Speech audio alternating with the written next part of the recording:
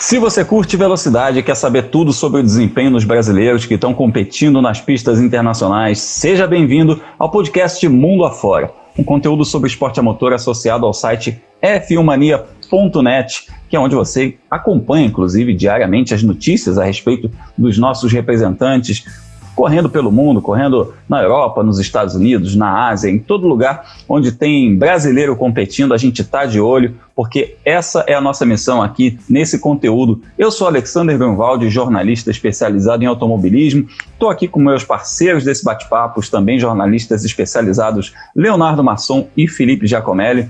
E hoje o nosso tema central, digamos assim, é uma família dominando o fim de semana, dominando as manchetes a respeito de brasileiros no exterior. Família Barrichello estava impossível. Felipe, nos Estados Unidos, no Road to Indy, teve mais uma vitória do Dudu, não é isso? Isso, Grum. Oi, Grum. Oi, Léo. Melhor cumprimentando vocês direito. O Dudu ganhou pela terceira vez nessa temporada.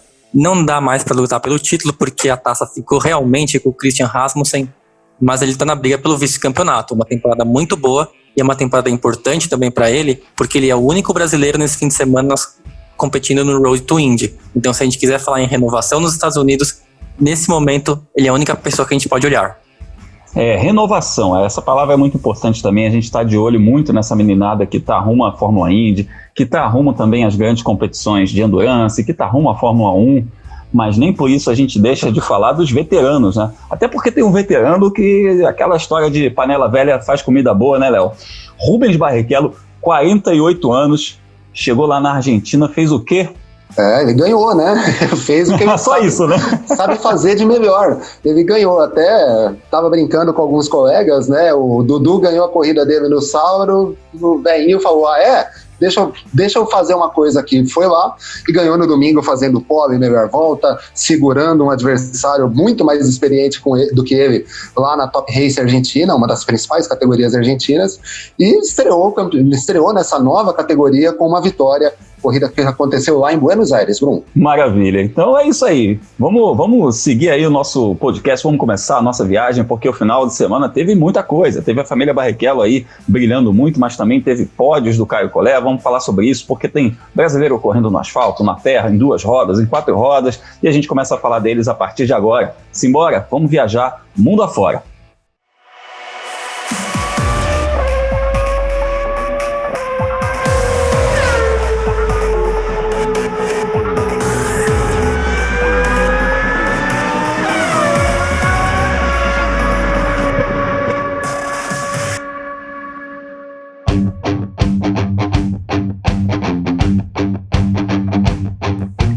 E a gente começa a nossa viagem aqui pertinho, na Argentina, na América do Sul, com a terceira etapa da Top Race, um dos mais importantes campeonatos do automobilismo argentino. Lá a gente tem 2 categorias que a gente pode considerar como categorias de ponta, que são a Super TC 2000 e a Top Race. O Rubinho está correndo em ambas, além de correr na Stock Car, e sempre também como companheiro de equipe do Matias Rossi, que é companheiro de equipe dele aqui na Stock Car. Então, está fazendo uma maratona de corrida, já 8 finais de semana consecutivos andando. E o Rubinho foi lá para a Argentina estrear na Top Race, uma categoria que o torcedor brasileiro que está acostumado a frequentar autódromo, frequentar Interlagos, talvez já tenha visto ali em 2009, teve uma prova aqui junto com a Fórmula Truck. Na ocasião, o Jacques Villeneuve correu, o Cacá Bueno também correu aquela prova, e o Rubinho foi lá correr na Top Race. Primeira corrida, ele terminou em 4º lugar, na prova vencida pelo Franco Girolami, com o Matias Rossi em 2º, e na segunda corrida, o homem foi lá e fez a pole position, liderou toda a prova e ganhou a prova. Não foi fácil, tá? O Diego Hazard em 2º, com o Matias Rossi em 3º. O Diego chegou coladaço, 3 décimos de segundo. E foi assim que o pessoal da TV Argentina, da Carburando, com a narração do Marcelo Mercado e os comentários do Léo Regueira, foi assim que essa dupla narrou essa chegada. Vamos ouvir.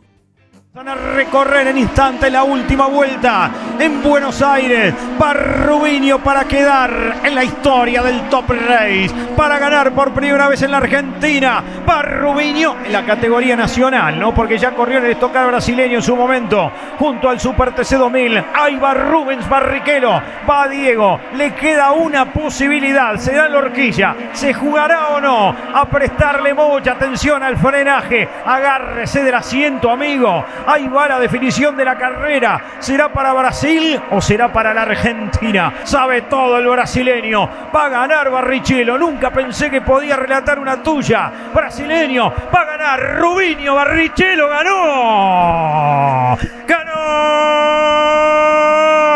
Rubens Barrichello, el ex Fórmula 1, el hombre que ganó con Ferrari, que corrió con el Brown GP, 2 veces subcampeón del mundo y también 9 victorias en los grandes premios. Se da el gusto, gana en la Argentina, gana en la Top Race y será título seguramente de los diarios y las portadas, porque el gran Rubinho ha cantado victoria. Espetacular, sensacional a gente ver o Rubinho, 48 anos, como a gente comentou aqui, Léo, se aventurando em novos campeonatos, né? Se mostrando competitivo, não só isso que a gente tem que ressaltar, mas também essa gana dele de querer experimentar, de querer curtir outras coisas. Como o narrador argentino disse aí, o Barrichello, né? É impressionante como ele consegue se adaptar rápido aos carros que ele pilota, né? E conseguir resultados. Esse campeonato da Top Race, ele não é um campeonato fácil. É um campeonato que tem pilotos que fazem carreira nele. A gente lembra, por exemplo, o Mauro Giavombardo, um piloto que passou aqui pela Stock Car, corria nesse campeonato, se eu não me engano, foi campeão de lá, o Franco Girolami, piloto veteraníssimo no automobilismo argentino e que também corre há muito tempo na Top Race, o próprio Matias Rossi também, mas o fato é que o Rubens é um cara que poderia muito bem, com o dinheiro que ele tem, com a carreira consolidada que ele tem, pegar as coisas, ficar na casa dele, ou aqui no interior de São Paulo, ou lá nos Estados Unidos, sossegado, só vendo corrida, administrando a carreira dos filhos, mas não, ele continua correndo em alto nível, até a etapa passada da Stock Car brasileira ele era o líder do campeonato, vem correndo na Super TC 2000 lá, ainda tentando achar o melhor desempenho, mas na Top Race ele teve um desempenho fantástico. A primeira vez dele correndo com esse carro, a Top Race, são carros de tração dianteira, motor V6, né? Ou seja, bastante diferente do que ele encara aqui na Stock Car. Mas ele conseguiu essa vitória de forma, eu não digo dominante, porque o Diego Azzardo passou boa parte da prova muito próximo a ele, né, e atacou bastante, mas ele largou da pole position, liderou a corrida inteira, ou seja, não tem o que falar, o Rubens é um apaixonado pelo esporte a motor, ele adora correr e ainda consegue mostrar resultado, né, isso em qualquer categoria que ele passe. A gente tem que lembrar, no ano passado ele disputou uma categoria na Austrália, acho que S5000, se não me engano o nome, e também fez um segundo lugar lá, correndo de Fórmula, que era uma coisa que ele não fazia desde 2012 na Fórmula Indy. Então ele consegue ter um poder de adaptação aos carros incrível mesmo. Vale lembrar também, né, que ele corre, como a gente falou, na Super TC 2000, corre na Stock Car, corre na Top Race, vai correr o Sertões, foi chamado para correr o Sertões, Felipe. Eu vou passar o campeonato aqui rapidinho. O Matias Rossi está com 72 pontos, o Franco Girolami com 50, o Diego Azzardo com 49 e o Rubinho em 4º lugar com 39. A próxima etapa vai ser dia 14 de novembro. Mas o Rubinho, né, além de, a gente falou, Stock Car, Super TC 2000, Top Race, ainda vai correr Sertões, o homem não para, bicho. Bom, a gente quer saber qual que é esse segredo da longevidade, né, porque são vários, não tá correndo só no Brasil, tá correndo a Stock Car, que esse ano tá com um calendário muito diferente, né, por causa da pandemia, tem mais corridas em menos tempo, ele tá correndo 2 campeonatos na Argentina e vai correr nos Sertões. Mas assim, é o que o Léo falou agora há pouquinho, o Barrichello é conhecido, ou Barrichello, né, como nossos colegas argentinos falaram. Ele é conhecido por não parar, né? Ele já correu 24 horas de Daytona, já correu 24 horas de Le Mans, disputou a 24 horas de Le Mans virtual com o Fernando Alonso, né? A gente tá falando de 4 meses atrás. Então, assim, a surpresa seria ele ficar parado, assim, falar, acho que esse ano eu quero só fazer Stock Car, vou dedicar um pouco mais à família, aí a gente ficaria um pouco surpreso, falar, nossa, o Barrichello tá perdendo gás. Mas vendo ele se movimentando, assim, pelo mundo inteiro, é o que a gente quer ver dele mesmo. E é uma pena também, né, que aconteceu a pandemia, porque tinha negociações de fazer mais provas nessas S5000, que é um campeonato que é chamado de a Indy Australiana, mas o campeonato nem começou ainda nesse ano por causa do coronavírus. E quem sabe, né, ano que vem uma situação um pouco melhor, a gente pode ver ele também competindo por lá. Muito bacana esse campeonato também, a gente viu, o Rubinho falou que o carro é meio pesadão, assim, o volante é meio pesadão, ele chegou a andar num treino livre lá em Melbourne, né, que ia ser preliminar do GP da Austrália de Fórmula 1, a Fórmula 1 não chegou a entrar na pista, mas a S5000 chegou a fazer um treino livre, mas ele curtiu bastante guiar monoposto, é sempre muito legal a gente ver o Rubinho. pilotando em monoposto. E é aquela história, pedras que rolam não criam limo, né? Esse ditado é maravilhoso. Inclusive deu nome a uma banda aí bastante conhecida, né? O pessoal, tal de Rolling Stones, né? Então a gente sabe que se ficar na atividade, se continuar fazendo o que gosta, fazendo o que ama, você vai estar sempre de bem consigo mesmo. O Rubinho é um exemplo a respeito disso. A gente tem que olhar para ele e tem que perceber a felicidade que ele tem no olhar de fazer o que ele está fazendo. E o Rubinho já correu, inclusive, na Fórmula Indy, lá nos Estados Unidos. Então, simbora lá para Estados Unidos, América do Norte, vamos voar. Próxima parada, New Jersey Motorsport Park.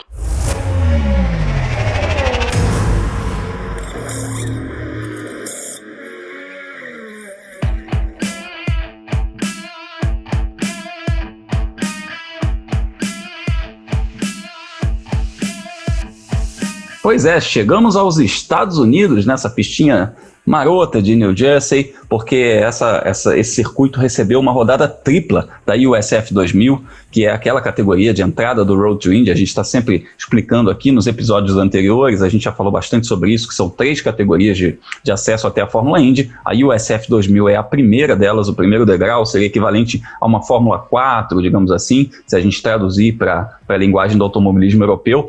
E o Dudu Barrichello está correndo nesse campeonato, e ele ganhou a primeira dessas 3 corridas do fim de semana, saindo da pole, liderando todas as voltas, fazendo melhor volta. Foi um desempenho sensacional. Naquela altura ele ainda tinha chance de título e tal.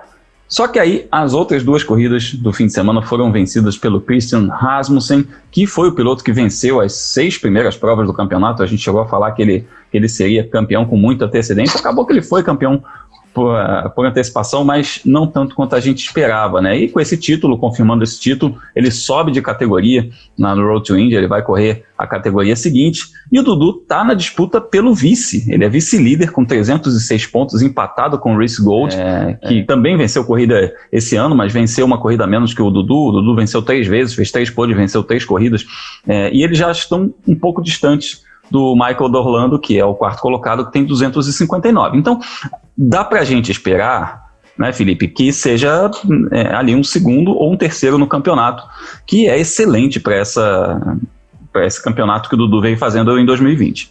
Grum é uma pedreira, assim, não é um adversário fácil, esse Reese Gold, porque ele corre por uma equipe chamada Cape, e essa equipe, para você ter ideia, entre 2010 e 2019, um piloto que corria para essa equipe foi campeão dessa categoria.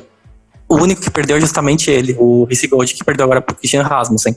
Então, mesmo assim, a gente pode falar, a equipe perdeu o foco, o piloto talvez não era tão bom, enfim. Mas a gente está falando de um equipamento super competente, de uma das melhores equipes da categoria. Então o Dudu vai precisar andar muito bem também em São Petersburgo para ficar com esse 2º lugar. A vantagem é que quando a USF 2000 andou em São Petersburgo lá no começo do ano, aquele fim de semana que parou tudo no mundo inteiro por causa da pandemia, ele foi o mais rápido no treino livre. Então ele já começa de uma base boa, né? Já começa com o acerto do carro. Claro que muda as condições de pista, você está falando de São Petersburgo agora no fim do ano, né? Mais perto do inverno no hemisfério norte e antes está mais perto do verão, mas também o acerto do carro não é tão diferente assim, né? Então a gente pode ter essa expectativa positiva de ver o Dudu brigando pelo vice-campeonato até com uma vantagem para ele. A questão importante também é que o Dudu ele consagra em 2020 como um ano em que ele se firmou como um piloto capaz de brigar pelas primeiras colocações. Até no passado, até metade do ano passado mais ou menos, ele andou por equipes que não eram tão boas, tanto na Fórmula 4 quanto na USF 2000, ele estava longe de brigar por vitórias. Aí quando ele trocou de equipe no meio do ano passado, aí o desempenho mudou. Começou a largar na primeira fila, começou a largar nas primeiras colocações e depois ia para pódio, ia para top 5 com um pouco mais de frequência. E esse ano deslanchou, andou o que era esperado dele, brigou por pole, brigou por vitória. É claro que o título não veio, a gente torcia muito por isso, mas o 2º ou 3º lugar são ótimos resultados para ele, para também dar seguimento na carreira, seja nos Estados Unidos ou seja indo para a Europa, que é uma conversa que todo ano volta, né? E muito legal a gente ver isso, né? Eu conheço o Dudu desde molequinho, correndo de kart lá na Granja Viana, eu frequento bastante a Granja Viana, e a gente já chegou a andar até na mesma equipe, inclusive, eu andando nas 500 milhas de kart, ele ainda era menino, ainda era cadete, alguma coisa assim.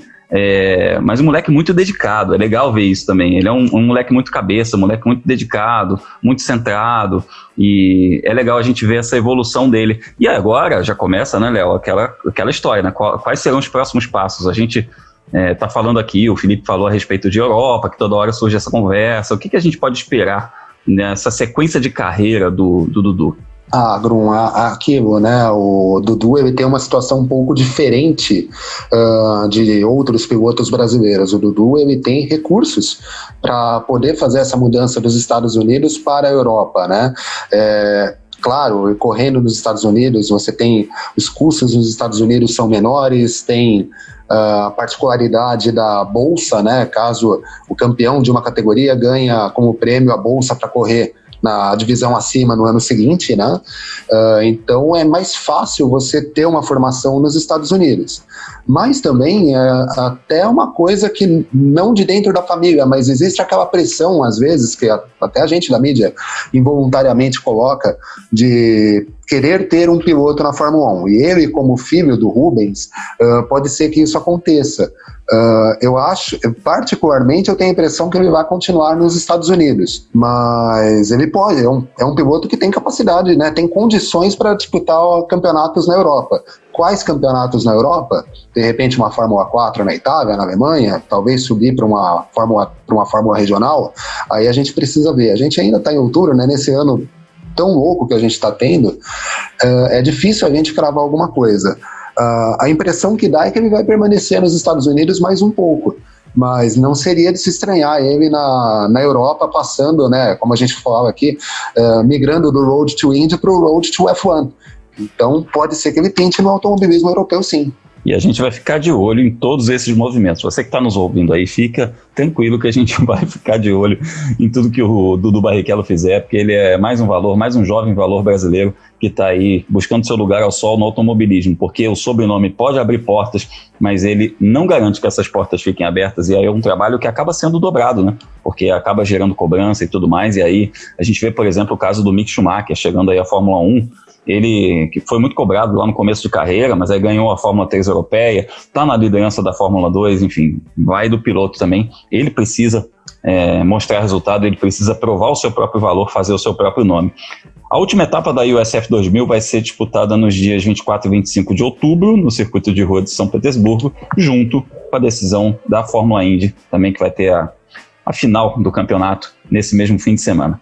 E a gente deixa os Estados Unidos e segue viagem para o velho continente. Simbora para a Europa.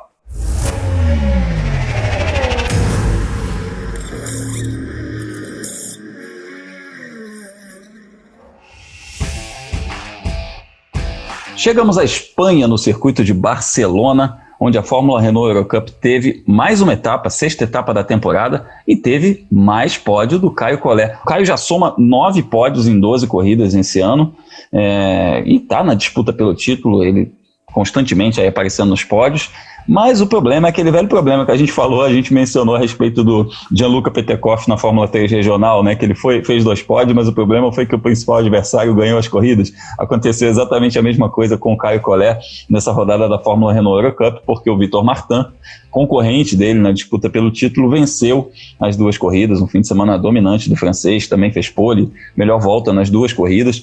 E a gente vai começar ouvindo o Caio Collet a respeito dessa etapa. Fala, amigo. Fala, pessoal. Acabei de chegar em casa aqui, voltei de um final de semana em Barcelona. Muito positivo, com 2 segundos lugares nas 2 corridas. E apesar de ser 2 segundos lugares, foram bem difíceis de fazer. Na primeira corrida eu acabei errando largada, acabei deixando o carro morrer na chuva, e antes da primeira curva acho que era 13º, mas mesmo assim a gente conseguiu voltar para 2º lugar, então foi uma boa corrida de recuperação, meu carro estava muito bom na chuva e a gente conseguiu uma ótima corrida. E depois no domingo, uma classificação não muito boa, eu consegui uma boa largada, voltei para o 2º lugar, tentei ali chegar no primeiro, mas realmente a gente estava sem ritmo para ganhar a corrida. Mas agora é trabalhar mais forte para as últimas 4 etapas. Eu acho que o campeonato tá bem competitivo e vai ser decidido nos mínimos detalhes. Para vocês terem uma ideia, nas últimas 6 corridas, ou o outro piloto que está disputando comigo, a gente foi primeiro e segundo, então tá realmente bem disputado.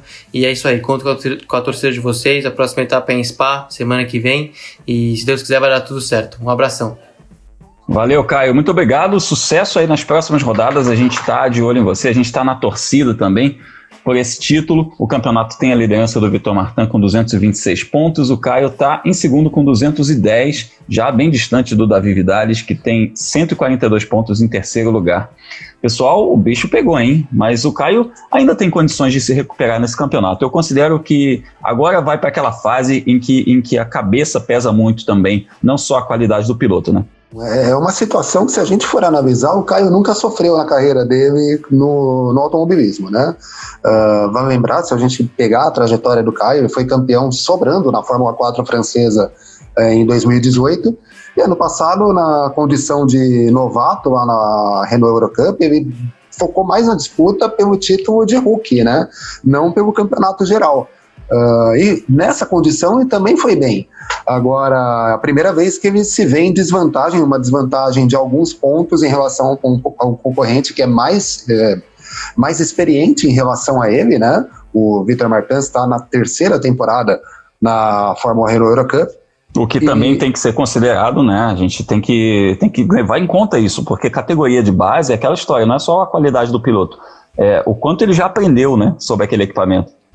Exato. Por mais que a gente insista naquela coisa de mas mais que o título tem que mostrar a competitividade, a habilidade dele, mas nessa situação ele tem que pensar no título, sim. Não são tantos pontos assim, são 16 pontos, só que cada corrida paga 25, né? Então já começa a ficar aquela coisa de o Vitor abrir uma corrida de vantagem no campeonato, o que é uma pressão a mais para cima do Caio. O lado positivo é que falta bastante tempo ainda, ele tem 4 rodadas duplas para tentar recuperar, são 8 corridas. Uma outra vantagem, o campeonato ficou polarizado entre o Martins e o Collet, né? O Vidales, como você disse no seu comentário, já aparece bastante atrás, não deve brigar, e é um piloto no primeiro ano dele também. O Franco Colapinto, que é o quarto colocado, vem ainda mais distante. Então a gente deve ver a disputa do título realmente polarizada entre o francês e o brasileiro. Ele tem tempo, dá tempo de recuperar, pode acontecer, ele pode simplesmente derrotar o Vitor e pode, de repente, sei lá, contar com algum azar do Vitor nas próximas etapas, mesmo com o francês sendo mais experiente. É aguardar para ver. Não está perdido, está muito longe de estar perdido, mas nesse momento é uma situação uma situação desconfortável para o Caio. Bruno, eu vou roubar sua fala agora e dizer que a próxima etapa é em Spa-Francorchamps, no dia 23 e 24 de outubro, mas é por um bom motivo. Spa-Francorchamps é uma pista em que tem espaço para ultrapassar, né? A gente, principalmente naquele primeiro setor do circuito, a gente pode ver que o Caio pode brigar, né, com o Vitor Martin para tentar ultrapassar, se largar atrás ou dar briga entre os dois. Os outros circuitos, principalmente Imola, e por Ricardo nem tanto, mas Imola, onde é muito difícil fazer ultrapassagem, acho que os pilotos vão ser mais cerebrais. Tanto que se for o Caio na frente, se for o Vitor na frente, a tendência é que eles não forcem uma ultrapassagem. É melhor ali marcar os pontos do segundo lugar do que terminar na grama, e aí 0 pontos, adeus no campeonato, ainda mais em um ano tão parelho entre esses dois pilotos. Mas a temporada do Caio é muito boa, né? Se você pensar nas últimas 6 corridas, ele ganhou 2 e foi segundo colocado nas outras 4. Então, tudo bem, ele tá longe do que... Não longe, mas ele não está na briga pelo título tão acirrado, são 16 pontos, como o Léo falou, é uma diferença que já tá chegando perto de uma corrida, mas também o desempenho dele, assim, vendo individualmente, está sendo ótimo esse ano. Com toda certeza, a gente está aí falando do Caio Collet, episódio sim, episódio não, né? Isso aí, quem acompanha o nosso podcast Mundo Afora é testemunha disso. O Caio está fazendo um trabalho sensacional e é um dos grandes valores que a gente tem rumo à Fórmula 1, um piloto também que tem um background muito bom, muito positivo, um bom empresário, uma boa retaguarda também dos seus treinadores pessoais, como Gastão Fraguas, que foi campeão mundial de kart em cima do Jenson Button. Enfim, é um piloto bem assessorado, bem estruturado, um grande valor para a gente ficar de olho rumo à Fórmula 1. Bom, e depois de passar pela Europa, pelos Estados Unidos, né, pela Argentina, a gente vai seguir o nosso giro, está na hora do nosso giro pelo mundo.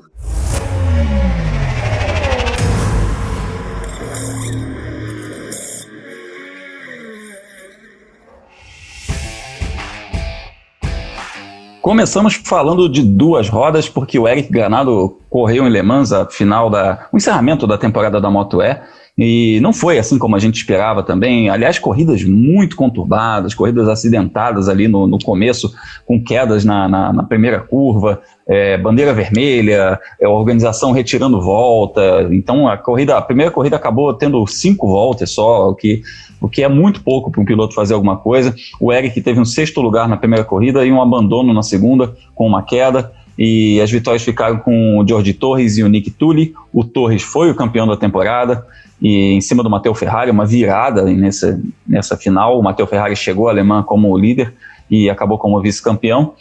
E o Granado foi 7º nessa temporada, em que a gente esperava muito dele, né? Mas, enfim, altos e baixos. Ele fez um post, aliás, nas redes sociais dele, falando a respeito disso, né? Falando do quanto ele traz de aprendizado disso tudo. Mas a gente já lembra que o Granado vai ter um novo desafio nesse próximo fim de semana. Ele vai correr a etapa de Portugal do Mundial de Superbike no Estoril, defendendo a Honda, o que pode também sinalizar, talvez, se ele não conseguir fechar alguma coisa interessante para o Mundial, pode sinalizar alguma coisa para a próxima temporada. A gente também vai ficar de olho nos passos do Eric Granado.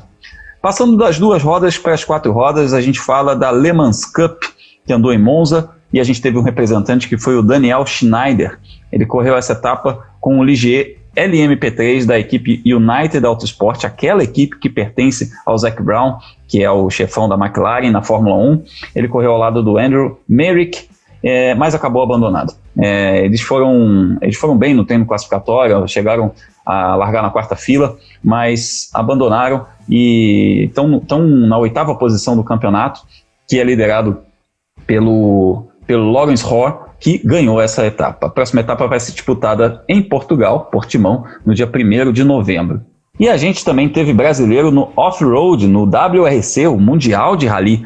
Ulisses Bertoldo e Gabriel Varela terminaram o Rally da Sardenha, etapa italiana válida pelo Mundial de Rally, na 29ª posição. Eles correram com o Skoda Fabia R5 da equipe Palmeirinha Rally, a equipe do Paulo Nobre, né, aquele veterano das nossas provas, também conhecido por ter sido presidente do Palmeiras, e o Ulisses Bertoldo, que já foi várias vezes campeão brasileiro, disputou essa etapa na equipe do Palmeirinha. Foi a primeira participação dele em uma prova do Mundial, numa etapa que teve vitória do Dani Sordo e do Carlos Del Barrio. Foi uma experiência que ele curtiu bastante e que pretende repetir. Em próximos episódios, a gente vai falar também a respeito de off-road. A próxima etapa do Mundial de Rally vai ser nos dias 19 a 22 de novembro, na Bélgica.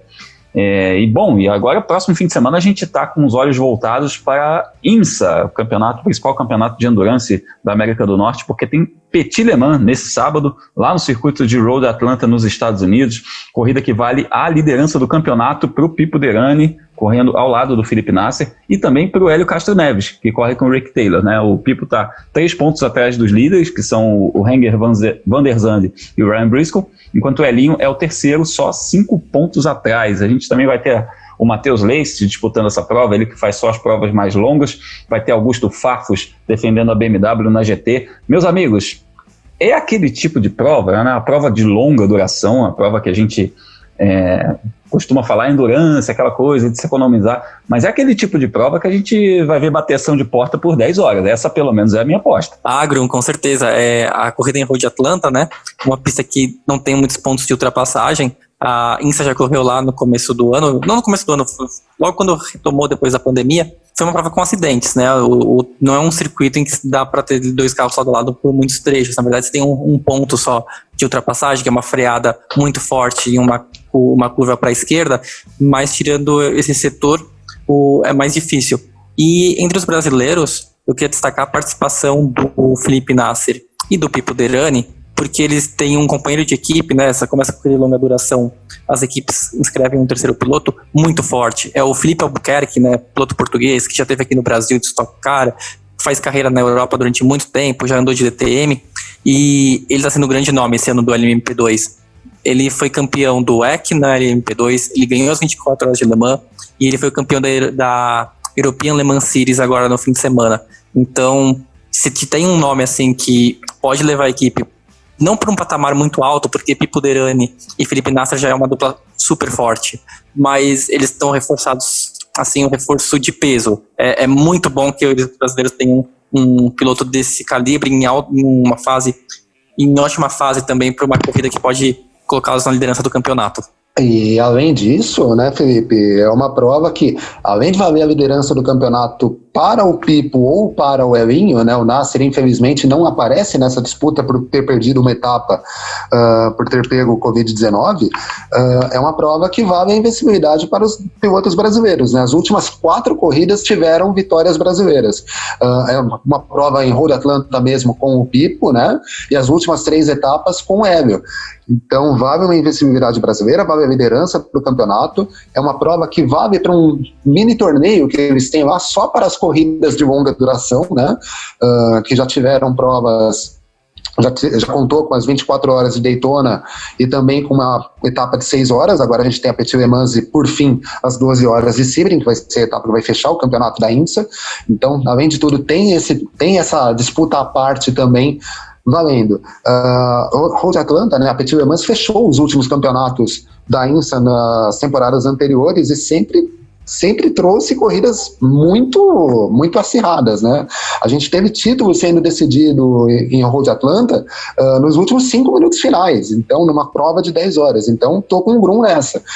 Esperar a bateção de porta, esperar pessoal indo lado a lado, brigando talvez até fora da pista, vai ser uma corrida bastante interessante, bastante emocionante para quem acompanhar.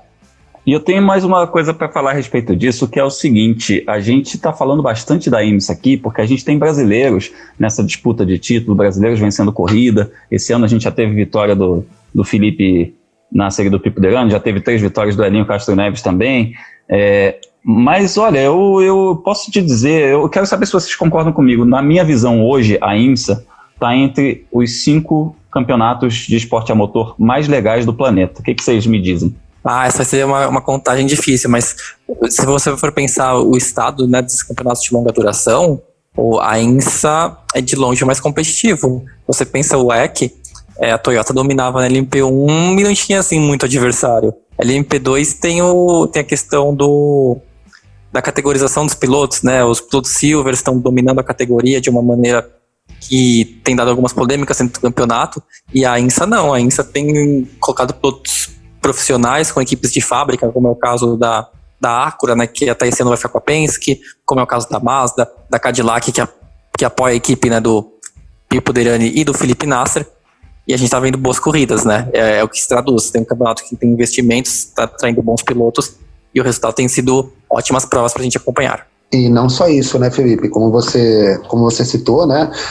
Muitas fábricas envolvidas não só na DPI, que é a classe principal, mas nas classes de GT também. A gente tem a BMW, vai ter o Augusto Farfus, inclusive, disputando a corrida nesse final de semana pela BMW, mas você tem equipes oficiais da Ferrari, você tem equipes oficiais da própria Acura, né? A Acura, no começo da temporada, fez provas com um time feminino, né, uma tripulação feminina. Enfim, até pouco tempo atrás a gente tinha a Ford envolvida também, então eu não tenho dúvida em dizer que a IMSA hoje é o campeonato de endurance mais competitivo do mundo, com um plantel de pilotos muito forte, sejam eles americanos ou então vindos de outras categorias, e com um envolvimento de fabricantes muito maior em relação ao próprio WEC. Né? A gente não vê o envolvimento de marcas como a gente tem na IMSA em nenhum outro campeonato de longa duração do mundo, e digo até mais, até considerando outras categorias. Talvez a gente tenha um envolvimento de marcas maior em relação à IMSA só na Fórmula E, que é um campeonato que está todo mundo investindo por conta da eletrificação de motores que a gente vai ter daqui a um tempo nos carros de rua, né? Então é um campeonato muito interessante na pista e fora dele também. Muito interessante, com toda certeza. Você mencionou aí as montadoras de GT, vale lembrar também a Corvette, né, que vem numa fase muito boa, né, ganhou as provas mais recentes aí, o Antônio Garcia, aquele espanhol que foi formado junto com o Fernando Alonso nas categorias de base, também está andando muito bem lá, e a gente vai ter o Augusto Farfus andando de BMW, e a gente vai estar na torcida por ele também, que já mandou uma mensagem para a gente na semana passada. Vamos torcer para ele ter boas razões para mandar uma mensagem para a gente na próxima semana. Bom, gente, estamos entrando na reta final aqui, então vou chamar os destaques finais que a gente tem aí, o que a gente tem que ficar de olho no esporte a motor. Eu começo por você, Felipe Giacomelli. Você tá de olho na mulherada que eu sei, hein, rapaz? Grum, eu vou pedir perdão porque a gente sempre fala de corridas e eu vou falar de um treinamento, né, que tá acontecendo, tá rolando nessa semana o programa Girls on Track, que é a iniciativa da FIA de levar mais pilotas ao automobilismo. Ela convidou 20 adolescentes ali, né, de 14 a 16 anos para ir para Paul Ricard, né, na pista na França, para participar de uma série de avaliações e pode valer vaga na academia da Ferrari. Quem vai escolher se alguma delas vai ser contratada ou não é a própria Ferrari, mas o prêmio é esse. E a gente tem 2 brasileiras participando dessa seleção, a Júlia Eubi, de 15 anos de idade, e a Antonella Bassani, de 14. E na primeira seleção, né, na primeira eliminatória, elas passaram. Elas estão entre as 12 que continuam na briga por essa vaga na academia da Ferrari. Aí elas, nessa semana ainda, até sexta-feira, elas participam da segunda fase de treinamentos, em que elas vão ser avaliadas pelo desempenho na pista, sempre dentro dos karts, né? Elas não estão indo para os carros de Fórmula ainda. E aí elas vão ser avaliadas também como que elas lidam com a equipe, né? Como que elas dão feedback, como que elas pedem melhoria, avaliação da telemetria, e tudo isso faz parte do programa. E aí, dessas 12 meninas que estão correndo, 8 vão para a próxima fase, e aí já é o carro de Fórmula, né? Entra no carro da Fórmula 4, valendo vaga na academia da Ferrari. Só fazendo também um parênteses, a geração brasileira de pilotos é muito forte, né? Porque a gente está falando que dessas 2 brasileiras, elas são as únicas 2 classificadas que não são da Europa. Todas as outras vêm de países da Europa. E além delas, aqui no Brasil, a gente tem outras meninas também muito bem. A Maria Eduarda Nienkotter, a Aurélia Nobles, que as 2 estavam participando de competições do kartismo até antes da pandemia. E, claro, não estão na seletiva da Ferrari, mas quem sabe também elas podem fazer carreiras no automobilismo assim de bastante sucesso. A gente torce muito por isso. Eu fiquei zoando aqui o Felipe falando que ele está de olho na mulherada, mas todos temos que estar, porque esse é um ponto muito importante, esse é um ponto muito fundamental, a inclusão. A Fórmula 1 está falando muito sobre isso, está fazendo a sua campanha lá, We Race as One, pela inclusão de minorias dentro do esporte, né? Porque é um esporte que tem uma característica muito padrão, e a gente precisa ter realmente uma diversidade muito maior dentro do esporte, e a gente só aplaude, cara, porque é realmente uma iniciativa como essa, como também aquela iniciativa de ter uma equipe feminina em Le Mans, que a gente já falou em outros episódios. Isso é excelente, isso fomenta demais. A W Series também, que não foi realizada esse ano devido à pandemia, mas é uma categoria também espetacular, que serve de formação para essas meninas, para elas poderem brilhar em outras categorias. A gente está vendo a campeã da primeira temporada, Jamie Chadwick, andando na Fórmula 3 também. Então, é muito bacana. A gente tem que aplaudir essas iniciativas, porque esse tipo de coisa vai fazer o automobilismo ser cada vez mais plural. Léo, você está de olho no Japão, né? Você já tá na terra do sol nascente, né? Você já está do outro lado do mundo. Já estamos no outro lado do mundo, Grum. Já estamos lá do outro lado porque tem etapa da Super Fórmula nesse final de semana, né? A terceira etapa lá do campeonato japonês de Super Fórmula. Eles vão correr no circuito de Sugo. E por que a gente está falando disso? Porque finalmente teremos a estreia do Sérgio Sete Câmara na temporada, né? Demorou essa estreia, né? A gente está falando disso desde o começo da temporada. Pois é, ele deu a impressão que estrearia na etapa passada, acabou tendo compromisso com a AlphaTauri na Fórmula 1, né? Mas dessa vez sim, ele conseguiu cumprir os 14 dias obrigatórios da quarentena contra o Covid-19 imposta lá pelo governo japonês, né? E estará no circuito de Sugo finalmente fazendo a estreia dele. É importante a gente acompanhar o Sérgio, porque por mais que não se fale tanto, mas o Sérgio é reserva da AlphaTauri, né? Ele está no guarda-chuva da Red Bull, e quem sabe pode sobrar uma vaga para ele, né? A gente não tem certeza ainda do que isso vai acontecer, ainda está meio cedo para a gente começar a pensar em grid do ano que vem, apesar dos anúncios que já foram feitos, mas é uma possibilidade. O Sérgio pode, de repente, pintar na Fórmula 1. Ele fez corridas na Fórmula E, né, nessa temporada, participou daquela rodada sexta da Fórmula E em Berlim, e é importante que ele se mantenha em atividade. Vamos ver aí qual vai ser o desempenho dele nessa etapa, nesse final de semana. Vamos virar à noite, né, para acompanhar essas corridas. É isso aí, a gente lembra que o Sérgio tem a superlicença, por isso, inclusive, ele é um dos reservas aí do grupo Red Bull, da equipe AlphaTauri, e a gente vai falar um pouco mais no próximo episódio a respeito das mudanças que a FIA fez nos critérios para obtenção da superlicença. Rolou uma nota oficial da FIA essa semana, alterando algumas coisas, mudando o número de temporadas que o piloto precisa. A gente vai detalhar isso no próximo episódio. E eu quero chamar a atenção também, o meu destaque final, falando justamente sobre isso, sobre essa molecada que está nas categorias de base da Fórmula 1, buscando a superlicença, porque a gente vai ter em Monza, aliás, que lugar, saudade de Monza, grande pista e grande lugar, a gente vai ter o Gabriel Bortoleto competindo na Fórmula 4 e o Gianluca Petekoff na Fórmula 3 regional europeia.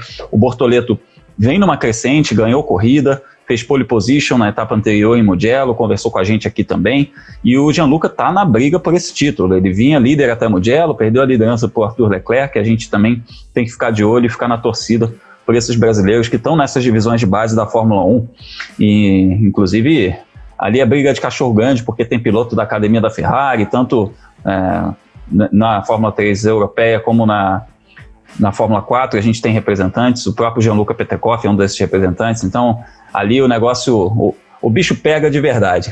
Amigos, para a gente se falar nas redes sociais, vamos dar um serviço aí para o pessoal conversar com a gente no Twitter, no Instagram, para a gente trocar uma ideia, falar sobre os brasileiros mundo afora. Ah, sim, Grum, vamos passar as redes então, né? Você pode acompanhar o meu trabalho tanto no F1 Mania quanto nas plataformas digitais da revista Racing, e pode me procurar nas redes sociais também, né? Seja no Instagram, no Facebook, no Twitter, só procurar lá por Leonardo Marçom. A gente está falando bastante de corridas e de outros assuntos também. Como, por exemplo, deixa eu dar uma olhada na nossa caixa postal aqui. Ih, não tem nada, cara, não chegou nada pra gente. Não foi dessa vez? Não foi dessa vez que a gente recebeu paçoca, nem doce de leite, nem pé de moleque, cara. Mas quem quiser, manda pra gente na caixa postal, né? Vai aparecer pra vocês depois aí no seu agregador, né? Em algum momento vai aparecer no seu agregador. Em algum momento, e a gente coloca isso nas redes sociais como recebido da semana. Beleza. Felipe Giacomelli, para achar você no Twitter, no Instagram, como é que a gente fala contigo? Para estar no Twitter quanto no Instagram, é só procurar por Felipe Giacomelli, que aparece o meu perfil. E eu também escrevo, né, no meu site, o World of Motorsport, que você pode acessar por felipegiacomelli.com, onde eu publico a agenda da velocidade, né, onde eu coloco os horários, onde assistir as principais categorias do automobilismo mundial no fim de semana, e depois atualizo com os resultados de cada uma das provas e também como que ficaram, né, os campeonatos. Normalmente esse post vai ao ar na quinta ou na sexta-feira, dependendo da programação. Aí você pode acessar no fim de semana, pensar, 2 horas da tarde, o que eu vou assistir? E tá lá todas as categorias que você pode ver a partir desse horário. Isso aí, essa agenda da velocidade faz tanto sucesso que eu recebo em grupos que eu participo de automobilismo, de kart, o pessoal manda essa agenda da velocidade, tá vendo? O pessoal vai lá buscar, copia, cola, para todo mundo ficar por dentro do que tá ligado no mundo do automobilismo. Bom, e eu tô no YouTube, né, no canal Fórmula Grum, convido você também a ver o nosso giro mundo afora, a gente fala a respeito dos brasileiros que estão lá competindo no automobilismo internacional e também outros conteúdos a respeito do esporte a motor. Peço que você entre lá e se inscreva, youtube.com/Fórmula Grum, para fortalecer quem faz conteúdo a respeito de esporte a motor no Brasil. E que você assine também o feed de podcasts do F1 Mania, assine o canal do F1 Mania no YouTube, para ficar por dentro de tudo que está rolando aí. Chama atenção para os nossos outros produtos aí no feed de podcasts, o Full Gas Podcast, episódio espetacular agora sobre essa prova da MotoGP. Estava ouvindo agora, pouco antes da nossa gravação, Gabriel Lima e Gabo Carvalho falando bastante a respeito dessa etapa que rolou no último fim de semana. E tem o F1 Mania em ponto, todos os dias, segunda a sexta, com Carlos Garcia e com Gabriel Gavinelli. Léo, Felipe, forte abraço para vocês. Muito bom, mais um papo excelente aí para a gente falar dos brasileiros mundo afora. A gente se fala então na próxima semana. Valeu demais, até a próxima!